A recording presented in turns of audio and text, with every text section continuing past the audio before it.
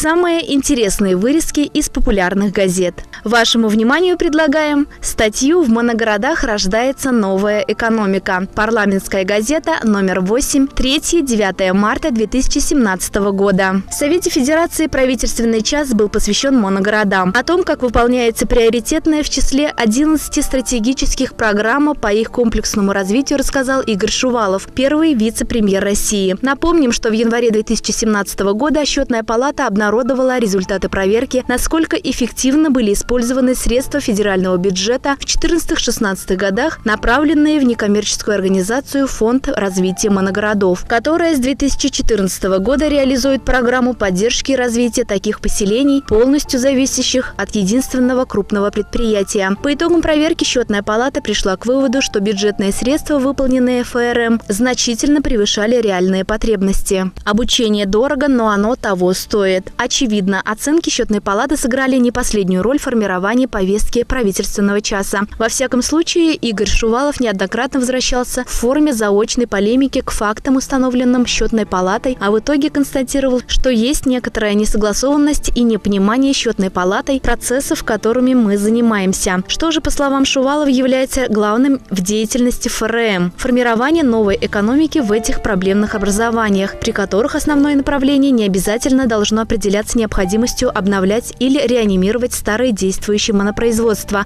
вокруг которых сформировался город. Проблему эту не стоит связывать с советской структурой экономики, в которой моногорода, как правило, были связаны с оборонными или горнодобывающими отраслями. Во многих городах мира были или есть сходные ситуации, когда большие или малые агломерации концентрируются вокруг одного промышленного гиганта, а со сменой технологического уклада его продукция остается невостребованной, и государство вынуждено решать проблемы жителей, оставшихся без средств к существованию. Примеры есть и в самой развитой стране мира США, где появились феномены новейшего времени. Города-банкроты, например, Детройт. Некогда гордость и флагман мирового автомобилестроения, не выдержавший конкуренции с японо-корейскими производителями. С такими же проблемами, кстати, столкнулся и город Тольятти, лидер российского легкового автомобилестроения. Но печального финала по-американски удалось избежать. Помогла российская политика по моногородам и те самые новые подходы, о которых говорил первый вице-премьер. Но искусство управлять моногородом, выводя его из кризиса, дорого стоит. Необходимо, с одной стороны, не дать окончательно утонуть прежнему единственному крупному производству, а с другой – занять десятки тысяч людей, оставшихся без работы, чтобы разрядить ситуацию острой социальной напряженности. Традиционными методами, учитывая не очень обильные государственные ресурсы, этого не сделать. Именно поэтому, как подчеркнул Шувалов, и организовано может быть и не дешевое, но эффективное обучение на базе научно-инновационного центра в Сколково и РАНХ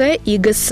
В учебную группу проблемного моногорода, их всего 319 из 61 субъекта федерации, в том числе около 100 в красной зоне, входят, как правило, вице-губернатор, мэр, представители или собственники градообразующего предприятия и базовые инвесторы. Обучаются они в том числе таким новым управленческим дисциплинам, как умение организовать краудсорсинг или в какой форме использовать возможности интернета с тем, чтобы не только объединить людей вокруг решения городских проблем, но и помочь им поверить в управленческую команду города и ее способности найти выход из кризиса. Почти по Ленину. После таких разъяснений стало ясно, в чем заключается своеобразие программы развития моногородов. Никакой средний и малый бизнес на основе новой экономики невозможен без инициативы самих граждан. Необходима энергия масс. Как почти по Ленину выразился Шувалов и связанные с ней методы управления, которым обучают городских менеджеров и региональных руководителей. И привел пример. Действующая волонтерская программа «5 шагов благоустройства моногорода», которая предполагает вполне конкретные действия самих горожан, организацию пунктов питания на пересечении городских маршрутов общественного транспорта или использование городских библиотек в качестве досуговых молодежных центров нового типа. Разумеется, все эти факты и инициативы отнюдь не исключают необходимости при возможности финансировать из госбюджета те или иные проекты малого и среднего бизнеса, ровно как и помощи монопредприятиям, если есть рыночный запрос на их продукцию. Но здесь необходимо шире использовать возможности отраслевых программ, на которые, как подчеркнул первый вице-премьер, отпущены громадные бюджетные средства. Конечно, в получасовом выступлении невозможно рассказать о всех аспектах масштабной программы по возрождению моногородов. Будь чуть больше времени, и Игорь Шувалов, вероятно, проанализировал бы, почему, как утверждают в Счетной палате, из 16 соглашений Фонда развития моногородов по софинансированию расходов на строительство и реконструкцию объектов инфраструктуры выполнено лишь 3, а миллиардные остатки неизрасходованных инвестиционных субсидий направлены на депозиты ВЭБа под 8,75-10,75%, что принесло фонду безо всяких усилий около 260 миллионов рублей дохода. Возможно, более подробное обсуждение проблем моногородов и деятельности фонда состоится в конце марта на посвященных этому вопросу слушаниях Комитета Верхней Палаты по федеративному устройству и региональной политике. А пока Валентина Матвиенко призывала сенаторов посетить в ходе региональной недели моногорода с тем, чтобы организовать плотное взаимодействие и с правительством, и с Фондом развития моногородов. Цель – хорошее самочувствие, несмотря на многие проблемы людей, проживающих в моногородах. Юрий Скиданов, автор этой статьи. Олеся Григорьева специально для рубрики «Читаем газеты».